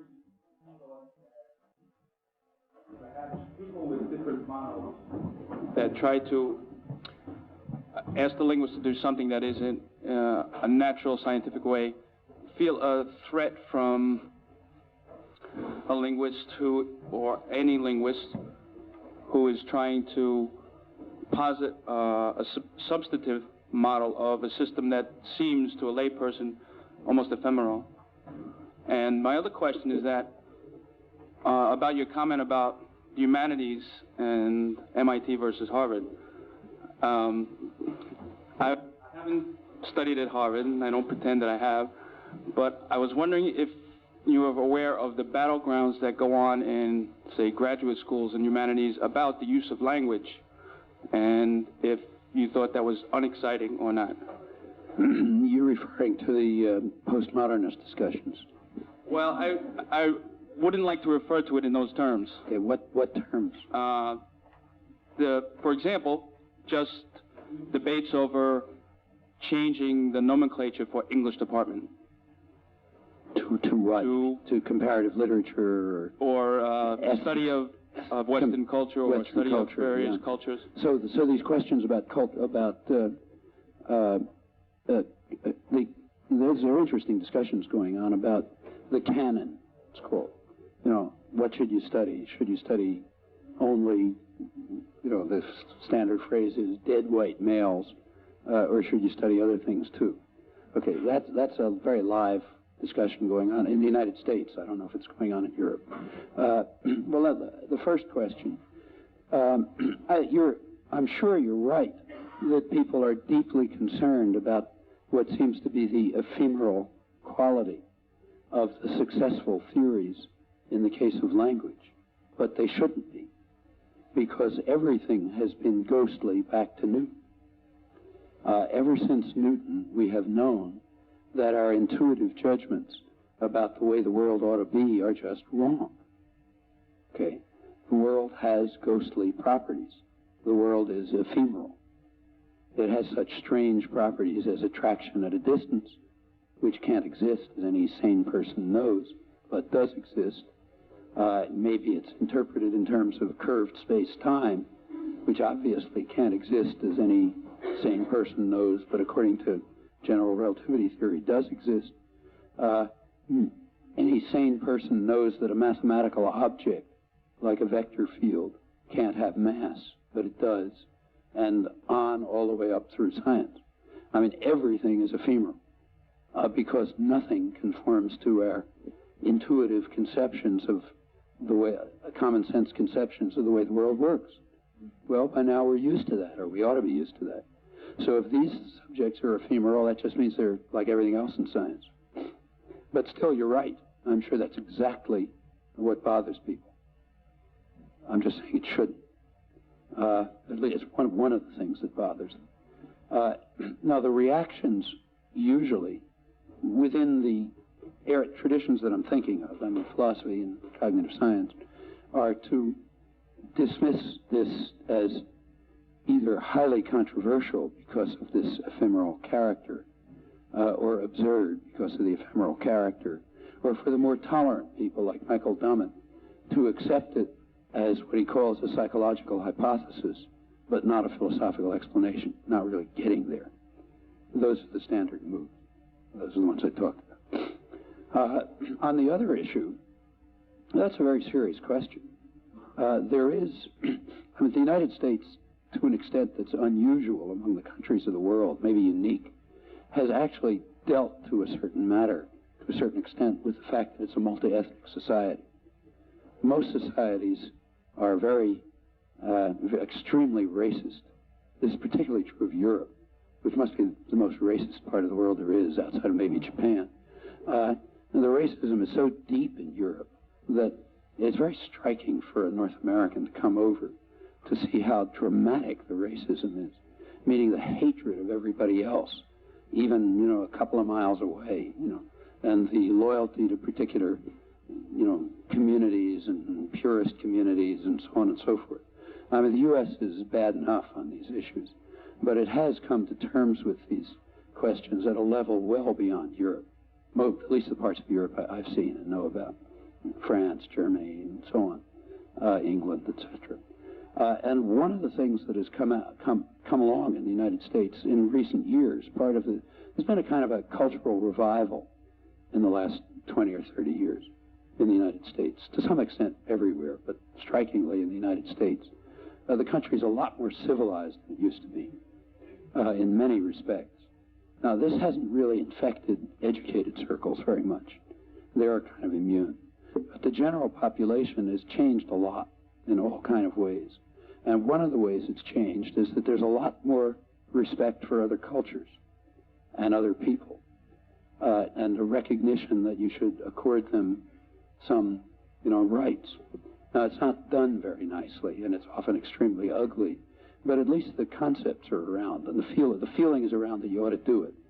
This is reaching the universities. For the last 20 years, it's reached the universities in connection with the study of what's called canon, meaning what's the course of study that everybody has to go through, the sort of core readings that everybody has to go through. So traditionally the canon has been, you read Homer and Plato and Shakespeare and a couple of other things. I mean, that's the canon. That's what people caricature as dead white males. Okay, you don't read contemporary literature. You don't read literature from Africa. You don't read women's literature.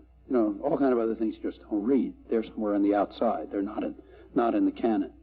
Well, that's been challenged.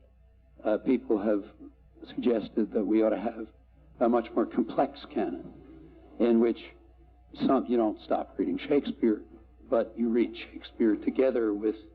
So maybe you read The Tempest, Shakespeare's account of the Columbian conquests, together with, say, Las Casas, or even better, with some of the Aztec chronicles that describe it the way it looked from the point of view of the people who were getting slaughtered.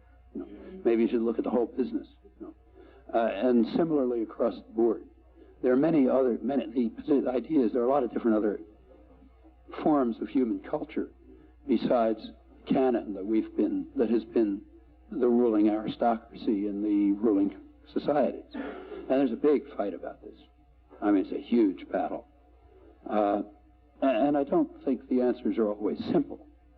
Like, if you ask, should you stop reading Shakespeare? Well, sure, you shouldn't stop reading Shakespeare. On the other hand, a lot of the stuff about the canon is sheer fraud. The fact of the matter is, it's true that everybody went through that canon. Like, everybody read the Iliad, everybody read Hamlet, and everybody read the Republic. And 99.9% of the people who read all that stuff don't remember one word about it. It went in their eyes, it came out of their hands when they had to write an exam, and then they forgot about it. So for all meaningful purposes, they didn't read it, because it wasn't related in any way to anything in their lives or in any experience and so on and so forth. And part of the argument in favor of enriching the canon by bringing in a broader range of situations and cultures and so on is that you can make this newer canon alive. You can make it meaningful to people by relating it to things that matter to them. You can show them that when they read Shakespeare, they're reading about things that really happen to people here and now, not just, in Elizabethan England. And that's a different approach to the canon itself, of course. And that interrelates. Well, there's an enormous battle about this. And some of the things that are coming out are really amazing. For example, the cultural conservatives, as they're called, who oppose any modification of the canon, have argued, well, for example, Saul Bellow, contemporary American novelist, he said at one point that he didn't see any point in reading literature from Africa because there isn't any African Proust. Okay, well, I don't know if there's an African Proust or not, but there isn't any American Proust either. So therefore, you shouldn't read American literature according to that. And that kind of stuff is coming along all the time. There's also extremism at the other end. There's a fringe that says, let's toss off everything and just study rap. I mean, that fringe is so marginal you can't even find it. Most of the discussion is in a sort of a sane middle range. And it's dealing with real issues. I mean, as my comments may hint at, I think there's a lot of reason for enriching the canon. Enriching it in two directions. For one thing, teaching it so that it's meaningful, not rote learning. And for another, broadening it to include a much broader range of cultural contributions. But exactly how to do that is not so obvious. And there's plenty of ground for discussion about it.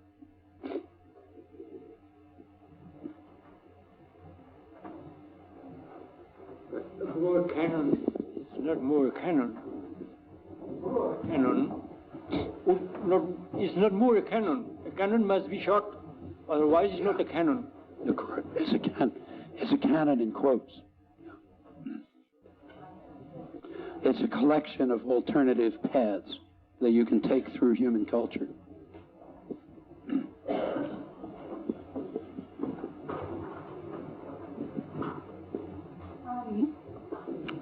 If I remember well, in nothing to do with this.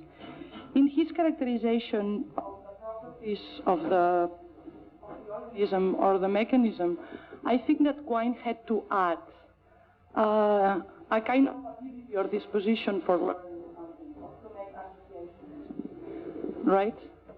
I mean, he couldn't otherwise. Why, that's true. For certain, why I can speak and not a monkey, let's say. He adds what he calls conditioning. Now, what is not whatever that is. What it has not been clear to me is what the status of this ability is. I mean, what? Nobody else knows either. There are various precise notions of conditioning. So there's Pavlovian conditioning, but he doesn't mean that. What he probably means is operant conditioning, Skinnerian conditioning. It's an experimental situation in which you increase the probability of a particular response by rewarding a certain performance in the presence of a certain stimulus. Okay, so you have a red light. You have a pigeon over here. I don't know how to draw it, so right, pigeon. You have a red light. You have a place where the pigeon can peck.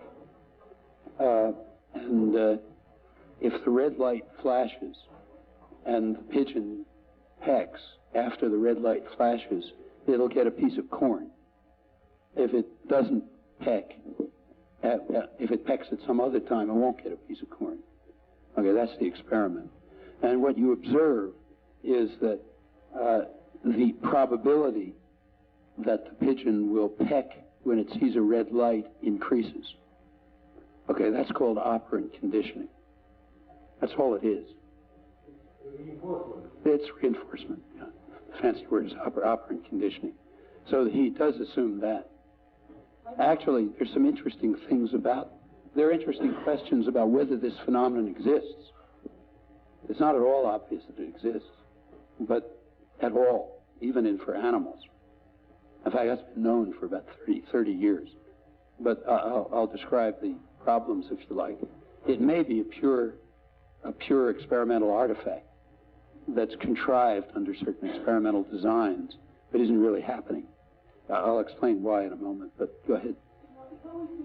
The ability or disposition he talked about should be different from the ability to peel a banana, say, which is something that a monkey can do. And it doesn't even go that far. The ability to peel a banana goes beyond the framework that he described. Yeah, but then he says that,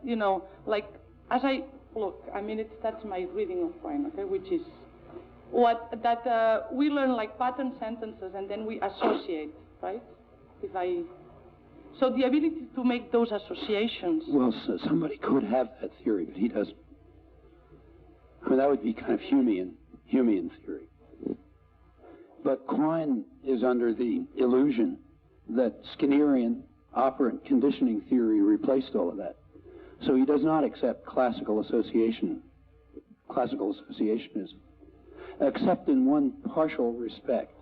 the quality space and the distance measure gives you a kind of associationism.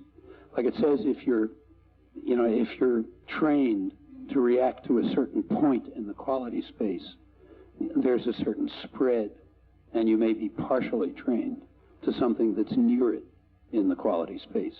So you're trained to do something for a bright red light. You may do it to a lesser extent for a less bright red light. That kind of association would fall out of it. I mean, nothing changes if you add association. Nothing, We're still at ground zero. Nothing happens, no matter how much of this stuff you add. In fact, nothing happens for animals either, contrary to what's commonly believed. You can't account for anything that animals do in these terms. The classical conditioning experiments don't even work for animals. I mean, they work when you set the experiment up to make them work, but they don't work if you modify the experiment slightly. So, for example, years ago, it was learned that, first of all, we might ask the question, why did this design that I just erased have the pigeon pecking as a response? Why not some other response?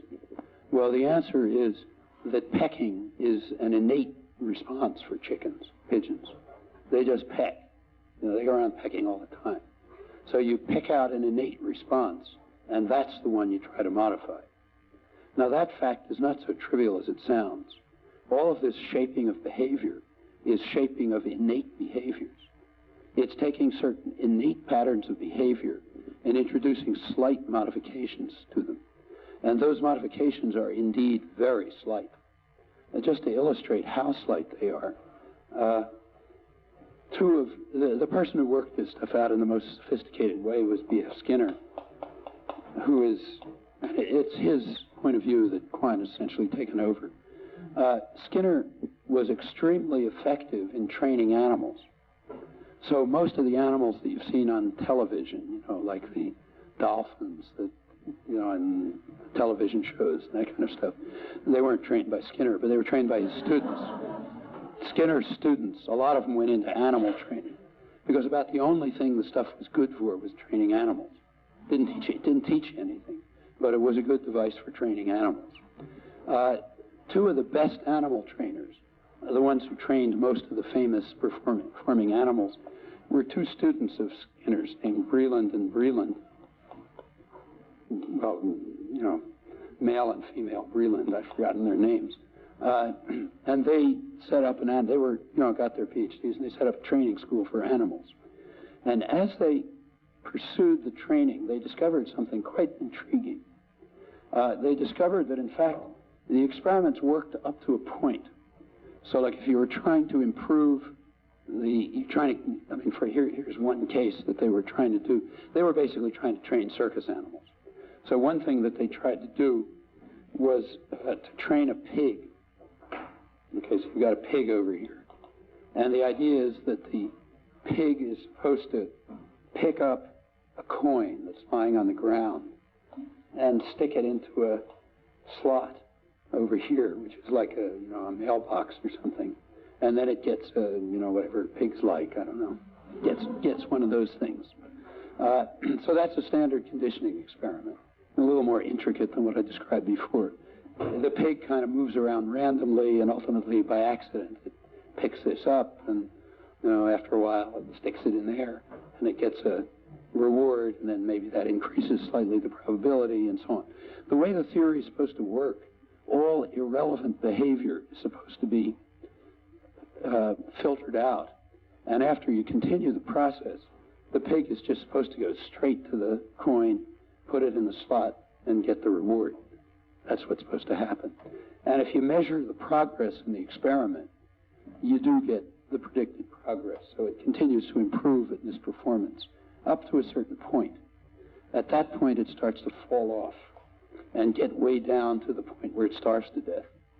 What the pig starts to do is, after a while, instead of just picking up the coin, it starts to, what's called in English, root. I don't know what the word is. It's what pigs do when they go for truffles. They dig in the ground, That's the pig's instinctive action. It's trying to get a truffle out of the ground, so it sort of digs at it. And that's what they start doing. Instead of picking up the coin, they start rooting. And then, of course, it takes longer for them to get the reward, so they get hungrier.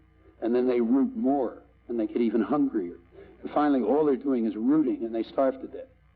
So the performance curve goes up to here to a certain point, and it goes all the way down to death. You know. Well, what's happening is perfectly obvious.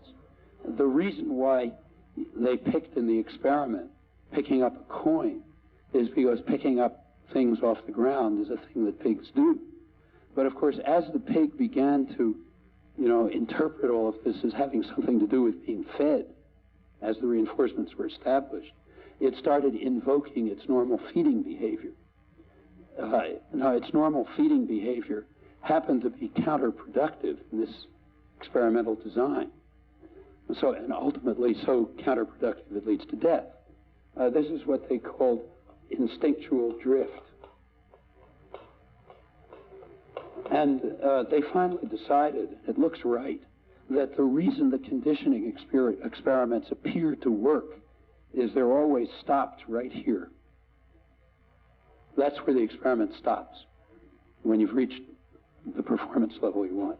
If you were to continue it, what you would get is that the activity of the bird, or the pigeon, or whatever it is, would get absorbed into its own instinctual patterns, which would be highly counterproductive for the experimental situation and would ultimately lead to disaster.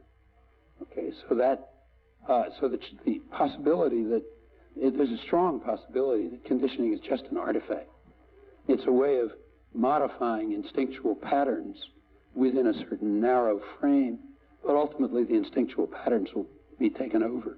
Well, a couple of years after that, some people started studying human conditioning. There's a guy named Don Delaney, who was a behavioral psychologist, committed behavioral psychologist at Illinois, I think. And he started studying human conditioning experiments. So these are the standard kind. You have a red light. Here's the person. There's a red light. Immediately after the red light, there's a puff of air that hits the person's eye. And the person's supposed to learn he better blink his eye when the light shines. Okay. So after a while, the person starts blinking his eye as soon as the light shines. The standard conditioning experiment. Well, Delaney made the following modification. He took conditioning experiments and divided the subjects into two categories. Those who were conscious of the relation between the stimulus and the, not a reward in this case, but the reinforcement. Reinforcement can be positive or negative. There were some people who were aware of the relation between the stimulus and the reinforcement. I mean, they knew consciously that when you push the button, you're going to get a lollipop. Or when you see the red light, you're going to get a puff of air in your eye. They knew it. There's another class of people who just never figured it out. Okay. Now, it turns out that the only ones who were reinforced were the ones who were conscious of it, which means that there's no evidence that reinforcement ever took place. It may be just that some people sort of figured out what's going on and decided, I might as well push that button because I want the lollipop, or I better close my eye because there's a puff of air going to come. Well, that's not reinforcement. That's just solving a problem. I mean, it's solving a sort of a stupidly designed problem, designed in such a way as to mislead a psychologist into thinking that conditioning is going on. Now, he went through quite a lot of literature after this. He was very surprised because it seems to show that there may not be human conditioning.